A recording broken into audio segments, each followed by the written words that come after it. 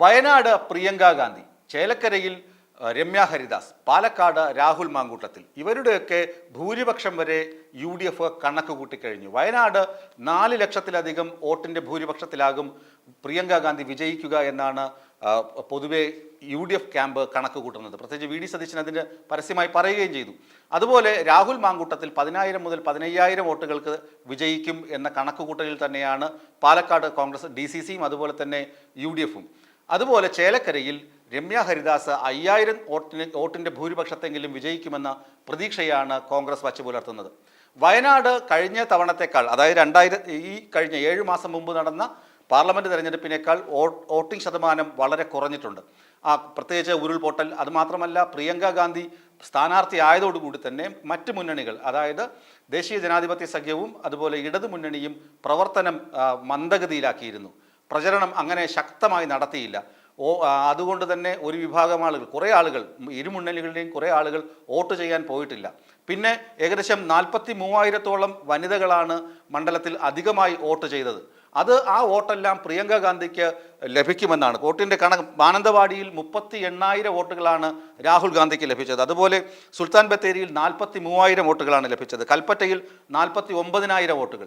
ഈ 7 നിയമസഭാ മണ്ഡലങ്ങൾ വരുന്ന വയനാട് പാർലമെൻറ്റ് മണ്ഡലത്തിൽ 3 പ്രധാനപ്പെട്ട മേഖലകളിൽ, അത് മാനന്തവാടി, സുൽത്താൻ ബത്തേരി, കൽപ്പറ്റ എന്നിവിടങ്ങളിൽ 38,000, 43,000, 49,000 എന്നിങ്ങനെ വോട്ടിൻ്റെ ഭൂരിപക്ഷമാണ്, അല്ലെങ്കിൽ വോട്ടാണ് രാഹുൽ ഗാന്ധിക്ക് ലഭിച്ചതെങ്കിൽ ഈ സ്ഥലങ്ങളിൽ, ഈ നിയമസഭാ മണ്ഡലങ്ങളിലൊക്കെ തന്നെ, ഈ പ്രദേശങ്ങളിലൊക്കെ തന്നെ പ്രിയങ്ക ഗാന്ധിക്ക് 1.5 ലക്ഷത്തിലധികം വോട്ടുകൾ ലഭിക്കുമെന്നാണ് UDFിൻ്റെ കണക്ക് കൂട്ടൽ.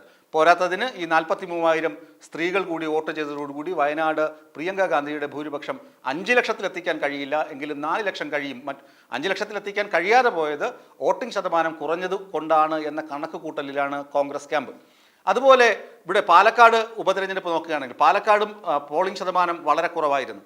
മുമ്പ് 75% പോളിംഗ്. കഴിഞ്ഞ തെരഞ്ഞെടുപ്പിൽ, അതായത് 2021 നിയമസഭാ തെരഞ്ഞെടുപ്പിൽ 75.4% വോട്ട് അവിടെ ചെയ്യപ്പെട്ട വോട്ട്. ഇപ്പോൾ വോട്ടിംഗ് ശതമാനം എന്ന് പറഞ്ഞാൽ 70.51 പോളിംഗ് നടന്നത്. അപ്പോൾ ഈ പോളിംഗ് കുറഞ്ഞു പോയെങ്കിലും 3 മുന്നണികളും വിജയം അവിടെ പ്രതീക്ഷിക്കുന്നുണ്ട്. പക്ഷേ രാഹുൽ മാങ്കൂട്ടത്തിൻ്റെ വിജയം കോൺഗ്രസ് ഉറപ്പിക്കുന്നത്, ഒന്ന്, പല മേഖലകളിലും കോൺഗ്രസിനും അതുപോലെ തന്നെ CPMനും BJPക്കും മേൽക്കൈയുള്ള ഭാഗങ്ങളിലൊക്കെ, BJPക്ക് മേൽക്കൈയുള്ള ഭാഗങ്ങളിൽ കൃത്യമായി പോളിംഗ് വർദ്ധിച്ചിട്ടുണ്ട്.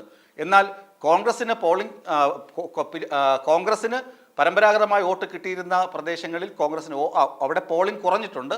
അതുമാത്രമല്ല, മറ്റ് CPMൻ്റെ ശക്തി കേന്ദ്രങ്ങളെന്ന് അറിയപ്പെടുന്ന സ്ഥലങ്ങളിലും വോട്ട് വളരെ കുറഞ്ഞിട്ടുണ്ട്. എങ്കിലും കോൺഗ്രസ് പറയുന്നത് CPMന് വോട്ട് പോകില്ല. കാരണം കോൺഗ്രസ് വിട്ടുപോയ P. സരിനായിരുന്നു സ്ഥാനാർത്ഥി. P. സരിൻ്റെ ചിഹ്നം പോലും സ്റ്റെതസ്കോപ്പ് ആയിരുന്നു. പാർട്ടി ചിഹ്നത്തിലല്ല മത്സരിച്ചത്. അതുകൊണ്ട് പാർട്ടി ചിഹ്നത്തിൽ മത്സരിക്കാത്തത് കൊണ്ട് തന്നെ, അതുമാത്രമല്ല P. സരിനെ മത്സരിപ്പിച്ചതിൽ എതിർപ്പുള്ള അബ്ദുൾ ഷുക്കൂറിനെ പോലുള്ള കുറച്ച് ആളുകൾ അവിടെ ഉണ്ട്. അവരുടെ പ്രേരണ കൊണ്ടെങ്കിലും കുറേ അധികം വോട്ടുകൾ രാഹുൽ മാങ്കൂട്ടത്തിന് ലഭിക്കുമെന്ന കണക്ക് കൂട്ടൽ കോൺഗ്രസിനുണ്ട്.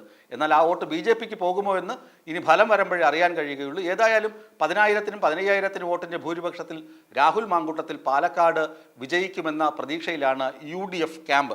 ചേലക്കരയിലാകട്ടെ UR പ്രദീപിന് ജനസമ്മതിയില്ല. പകരം രമ്യ ഹരിദാസിനായിരിക്കും.